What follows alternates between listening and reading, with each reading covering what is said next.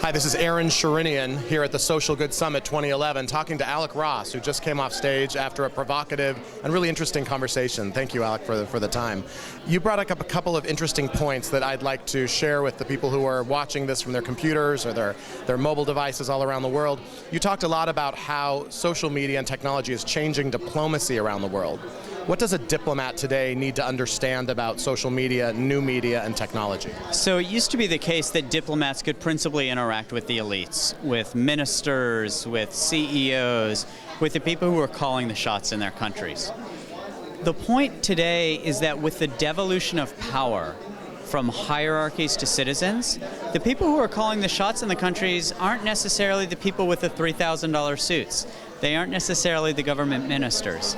And so the good thing about social media is that it enables diplomats to be able to connect and engage with citizens more broadly. I think that a lot of the time when elites are just connecting with elites, they're losing an important connection to society at large.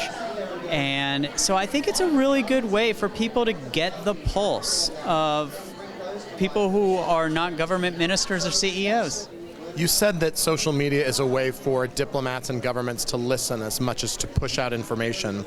Has the State Department been successful, and has the U.S. government done that in a successful way you could tell us about? Yeah, we've been really successful about this. You know, it's interesting. If you think about sort of official communications, you think about that oftentimes coming from somebody in a suit and a tie, standing behind a podium, issuing very carefully crafted statements with, commas and semicolons.